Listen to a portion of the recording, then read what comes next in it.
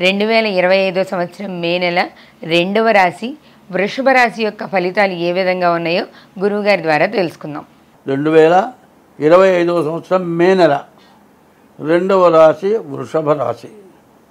ఈ వృషభ రాశి చాలా బాగుంది. ఎవరు పట్ట పగ్గాలు లేవు. శని 30 సంవత్సరాలకు ఒక్కసారి ఏకాశానికి 11ంటికి వస్తాడు.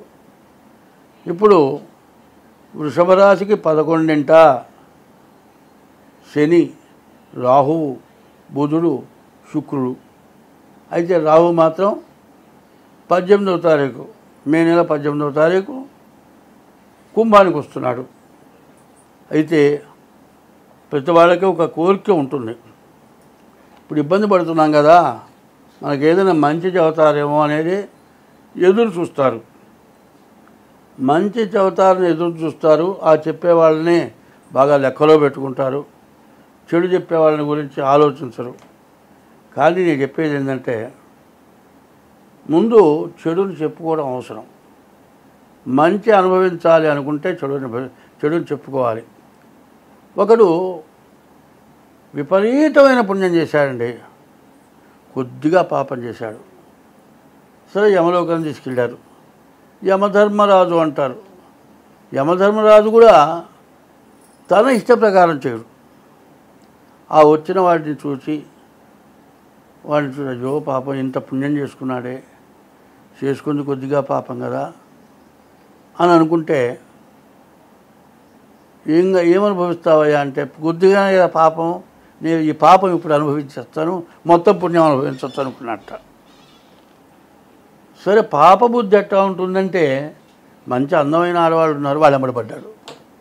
ఈ పాపం ఇంకా పెరిగింది, పాపం ఇంకా పెరిగింది. వాడు మాంసాహారి అయినప్పటికల్లా రకరకాల జీవరాశులను తినడానికి అలవాటుపడ్డాడు. వాటి జీవహింస చేశాడు.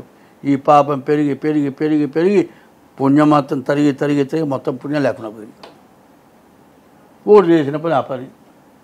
దానివల్ల వాడికి వచ్చిన లాభం ఏమన్నా ఉందా? యమధర్మరాజు ఎప్పుడు కూడా తన నెత్తి మీద ఏమీ పెట్టుకోడు. సరే, వీడు ఇట్లా చేశాడండి. ఇంకోటి వచ్చాడు, వాడేమో పాపం ఎక్కువ చేశాడు, పుణ్యం చాలా కొద్దిగా చేశాడు. రెండవ లైన్లో వస్తున్నారు. చిత్రగుప్తుని ఏమయ్యా లెక్క, వీడు విపరీతమైన పుణ్యం చేశాడు, పాపం చేశాడు, కొద్దిగానే పుణ్యం చేశాడు అన్నాడు. సో ఏమయ్యా, నువ్వు పాపం అనుభవిస్తావా పుణ్యం అనుభవిస్తావా? నేను పుణ్యమే అనుభవిస్తా అన్నాడు. ఈ పుణ్యం అనుభవించాలంతా వెళ్ళాడు. వీడు చేసిన పుణ్యం సూక్ష్మంలో మోక్షం అంటారు. ఆ సూక్ష్మంలో మోక్షం ఏంటంటే, మరి దుర్యోధనుడి చేతిలో సువర్ణరేఖ ఉంది. ధర్మరాజు ఏమో అశ్వమేధ యాగం చేశాడు. ఈయన దగ్గర బంగారం లేదు, మట్టి గడ్డలు ఇస్తే బంగారం అయింది. వాడు బంగారం ఇచ్చాడు, దానం చేసుకున్నాడు, పుణ్యం వచ్చింది. అట్లాగే వీడు విష్ణులో, ఏరా నీకేం కావాలరా? వీడు చేసిన పుణ్యానికి విష్ణుమూర్తి దగ్గర సింహాసనం కూర్చుండే అవకాశం వచ్చింది. నాకు ఆ సింహాసనం చాలన్నాడు. సరే, ఆ సింహాసనం తీసుకున్నాడు. ఇంకా ఒక నిమిషమే, ఆ నిమిషంలో వాడు ఇంకేం చేయాలి? ఎవరైతే యమలోకంలో బంధింపబడ్డారో వాళ్ళ మొత్తం వదిలేయమన్నాడు. పాపం చేసిన వాళ్ళు మొత్తం పుణ్యవంతులైపోయినారు.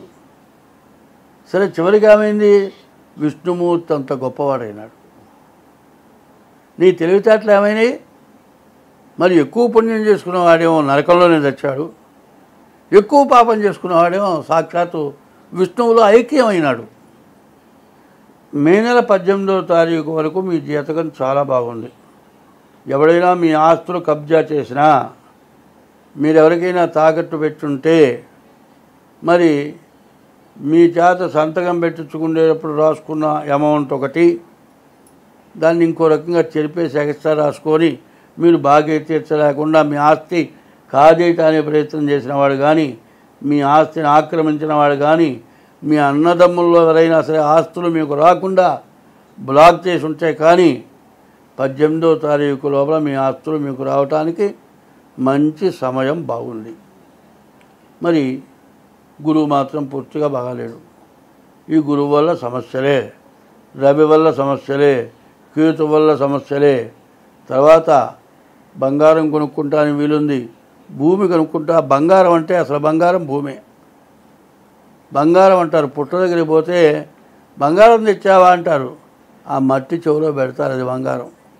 చెవులకు ఆభరణాలు ఏంటంటే పుట్ట దగ్గర మట్టి ఆభరణం అంటారు.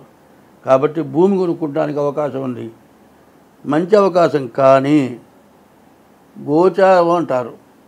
జన్మ నక్షత్ర రీత్యా చెప్పేది గోచారం. గోచారం 25 వంతులే వస్తుంది. ఈ 25 వంతులు కాకుండా నీకు గ్రహచారం కావాలంటే పుట్టిన తారీఖు, నెల, సంవత్సరం, టైము, దాని ద్వారా మీకు గ్రహచారం వస్తుంది. ఈ గ్రహచారం రావాలి అంటే మీ తారీఖు, నెల, సంవత్సరం, టైము మాకు పంపించి దానికి తగిన ఫీజు వేసి మీ జాతకం చెప్పించుకోండి.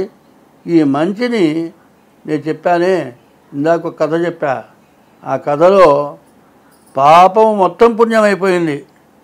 మరి ఈ డబ్బులే కాదు, ఈ వచ్చేవే కాదు, ఇంకా మీకు ఎక్కువ రావాలంటే ఆ కథను ఒకసారి వినండి.